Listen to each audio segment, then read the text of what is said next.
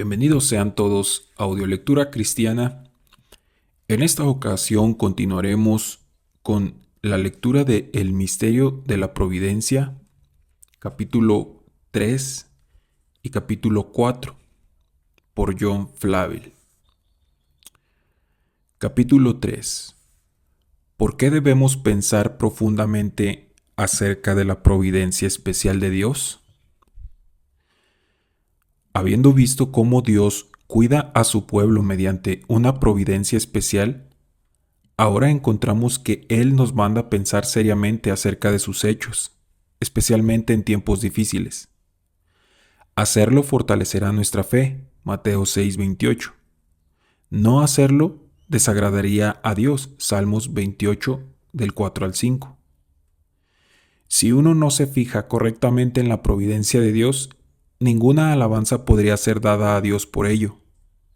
En el Salmo 107 nos habla del cuidado providencial de Dios para con su pueblo en tiempos de problemas, versículos 4 al 7, o presos por sus pecados, versículo 10 al 14, enfermos a causa de sus transgresiones, versículos 17 al 20, marineros en medio de tormentoso mar, versículos 23 al 30, hombres hambrientos en la sequía, versículos 33 al 40. Los hombres son llamados a alabar a Dios por su providencia en cada uno de estos casos. En el versículo 43 el salmista dice: ¿Quién es sabio y guardará estas cosas y entenderá las misericordias de Jehová? Por la observación de estos hechos, nuestra fe será fortalecida. David fue animado por los hechos de la providencia en el pasado para seguir adelante a más victorias en el futuro. Jehová me ha librado de las garras del león y de las garras del oso. Él también me librará de las manos de este filisteo. Primera de Samuel 17:37. Pablo habla en la misma manera. Dios, el cual nos libró y nos libra, y en quien esperamos que aún nos librará de tan grande muerte. Segunda de Corintios 1:10. Los discípulos fueron regañados por Cristo porque no recordaron ni entendieron los milagros de alimentación a las multitudes con unos cuantos peces y panes. Mateo 16:9 al 10. Capítulo 4. ¿Cómo debemos pensar acerca de las providencias especiales de Dios? 1. Piense profunda y largamente tanto como pueda acerca de las providencias de Dios. El salmista dijo: Me acordaré de las obras de Jehová, sí, haré yo memoria de tus maravillas antiguas, meditaré en tus obras y hablaré de tus hechos. Salmos 77:11 al 12. Mientras que recuerde desde el principio hasta ahora lo que Dios ha dado para usted y lo que ha hecho por usted, su corazón se ablandará antes de que pueda llegar al final de su pensamiento. De no ser así, su corazón está endurecido. No hay otra historia tan placentera en todo el mundo como la historia de su vida. Siga viendo la manera en que Dios le ha guiado hasta que lo entienda mejor. El siervo de Elías siguió mirando al cielo hasta que vio la pequeña nube que pronto cubrió todo el panorama. Así, a primera vista puede que usted no vea gran cosa en algunas providencias, pero después de mirar 7 veces, verá que su gloria se incrementa cada vez más. Hay que considerar muchas cosas antes de juzgar el valor de un solo acto de la providencia divina. Hay, por ejemplo, el tiempo en que ocurre el evento, la naturaleza personal de un acontecimiento particular, la manera en que un acto de misericordia conduce a otra y además los medios improbables usados por la providencia. Sobre todas las cosas, debemos pensar acerca del propósito de la providencia, en todo lo que acontece en nuestras vidas. Y sabemos que a los que a Dios aman, todas las cosas les ayudan a bien, es a saber, a los que conforme al propósito son llamados. Romanos 8:28. Finalmente, la providencia está estrechamente relacionada con la oración. Cuando Dios nos guía a pedirle algo en oración y nos contesta, Es como si la providencia estuviera guiada por nuestras oraciones. 2. Piense en cómo la palabra de Dios es cumplida por la providencia. Josué pudo decir al pueblo de Israel: no se ha perdido una palabra de todas las buenas palabras que Jehová vuestro Dios había dicho de vosotros. Josué 23:14. Esta es la verdad respecto a todo el pueblo de Dios. Si estamos inquietos acerca de lo que nos está pasando, deberíamos ver lo que la palabra de Dios dice sobre estas cosas, y muy pronto nuestras mentes encontrarían descanso. El salmista encontró esta misma verdad cuando fue al santuario de Dios y escribió: comprendí la postrimería de ellos. Salmo 73:17. Es para nuestro propio beneficio apegarnos a las reglas y normas de las Escrituras. Cuando lo hacemos, los eventos de la providencia nos muestran en dónde nos desviamos. Igual como cuando David pecó tan horriblemente y la providencia divina le mostró su error, 2 Samuel 12, 11 y 12. La palabra de Dios nos dice que es mejor confiar en Dios que confiar en el hombre. Efectivamente, la Escritura maldice a cualquiera que pone su confianza en el hombre y no en Dios. Salmo 118:8 y Jeremías 17:5. Cuán grandes son las promesas divinas de que la providencia cuidará a los piadosos. Nos dicen que no hay ningún hombre que haya dejado su casa o posesiones por causa del Evangelio que perdiera cosa alguna. Marcos 10, 29 y 30. El apóstol Pablo es un ejemplo de uno que dejó todo para seguir a Cristo. Pablo habla de sí mismo como no teniendo nada, mas poseyéndolo todo. 2 Corintios 6:10.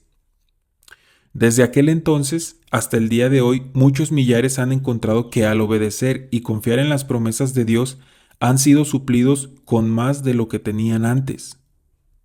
La palabra de Dios declara que en cualquier condición en que se encuentren los creyentes, Dios nunca les desamparará ni los dejará. Hebreos 13:5. Estará con ellos aún en la angustia. Salmo 91:15. Pregúntese a sí mismo: ¿Dios me ha dejado bajo la presión de mis cargas? Puede que se haya sentido como David cuando dijo: al fin seré muerto algún día por la mano de Saúl. 1 Samuel 27:1. Pero igual como él, usted ha sido librado de sus problemas y las promesas de Dios se han cumplido al pie de la letra. Leemos que la palabra de Dios es el único apoyo y alivio en el día oscuro de la aflicción. Salmo 119:50 y versículo 92. Y que para este propósito fue escrita la palabra en Romanos 15:4. ¿No ha sido confirmada esta verdad por miles de experiencias? Si la providencia le ha mostrado tales promesas y le ha asegurado que el Señor le ama, entonces el peso de sus cargas es menos que antes.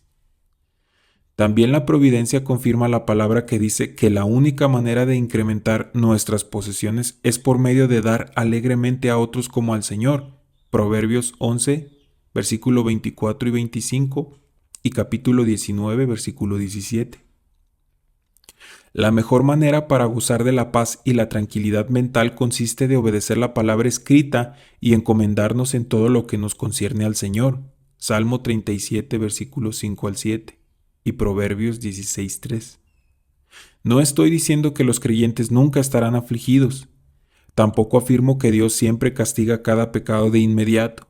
Si lo hiciera así, ¿quién podría mantenerse? Salmo 133. Pero lo que afirmo es esto: cuando Dios disciplina a sus hijos, lo hace en su misericordia. Por medio de tales providencias, tanto las amenazas como las promesas de la palabra de Dios son cumplidas. 3. Asegúrese de ver a Dios como aquel que causa y dirige todos los eventos de la providencia.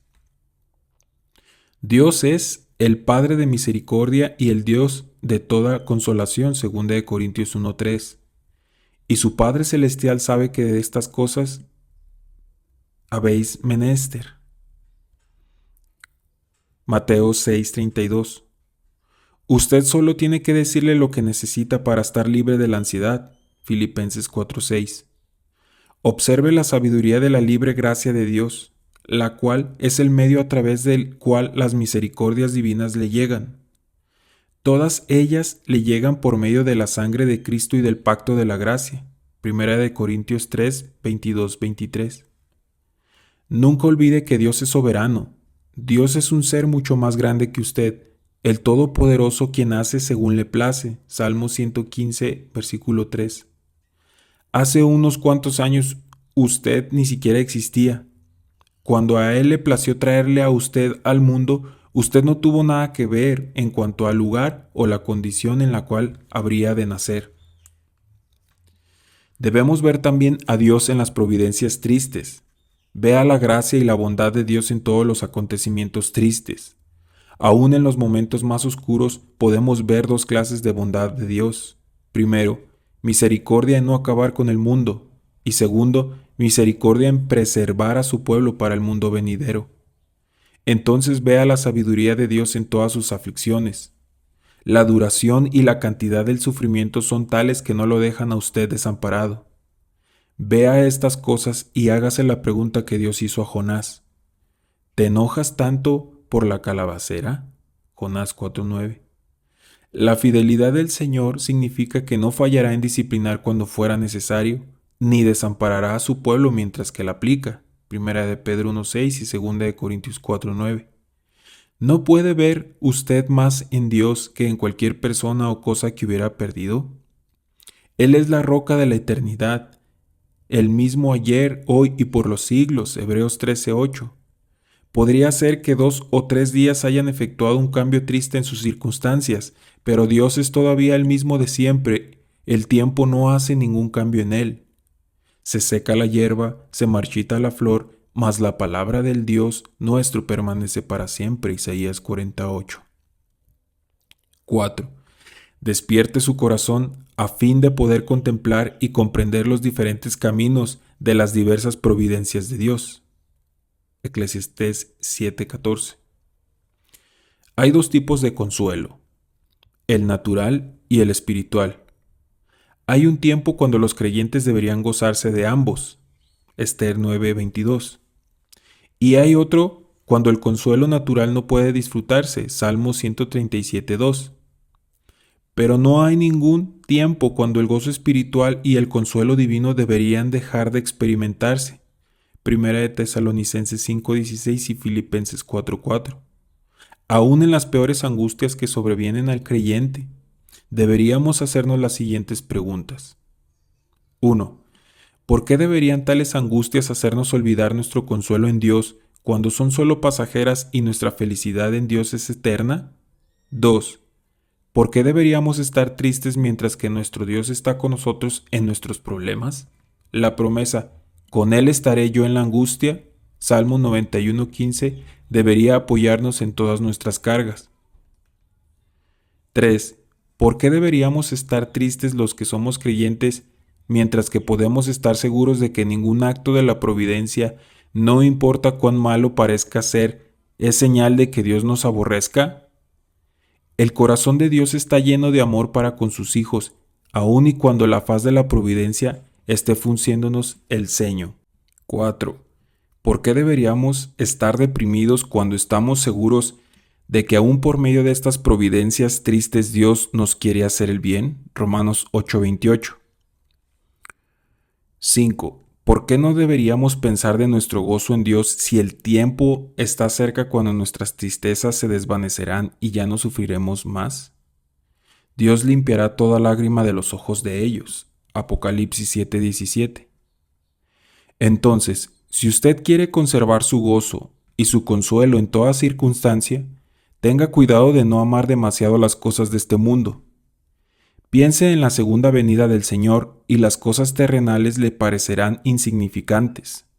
Ponga su corazón en las cosas que son eternas y no corra el riesgo de perder el gozo de la comunión con Dios por causa de algún gozo de carácter terrenal.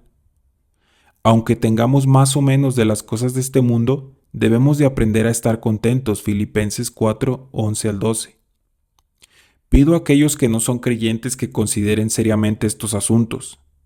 Las Escrituras dicen que el infierno es el destino eterno de los impíos. El hecho de que usted continúe aún con vida le muestra la grandeza de la paciencia y longanimidad divinas. Usted no tiene derecho a ninguna misericordia y no obstante la misericordia prolonga su vida. La predicación del Evangelio, por el cual pudiera escapar del castigo del infierno, ¿no significa nada para usted?